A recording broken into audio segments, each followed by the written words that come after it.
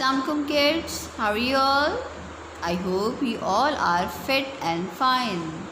Children, this is your English reading book and the name of this book is Phonic Reader Book 2. Children, today I am going to read you page number 28, and on the page number 28 the dictation words are given, so we will read today the dictation words. Now children, read with me. F-L-A-G, flag. F-L-A-G, flag. P-L-O-T, plot. P-L-O-T, plot. C-L-A-P, clap. C-L-A-P, clap. C-R-O-P, crop. C-R-O-P, crop. G-L-A-D, glad. G-L-A-D, glad.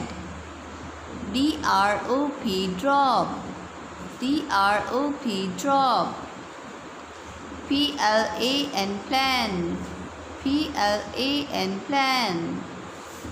T-R-I-P, trip. T-R-I-P, trip. C-R-A-B, crab. C-R-A-B, crab. C-L-I-P, clip. C-L-I-P, clip. F-L-A-T, flat. F-L-A-T, flat. S-L-I-P, slip. S-L-I-P, slip. S-L-A-P, slab.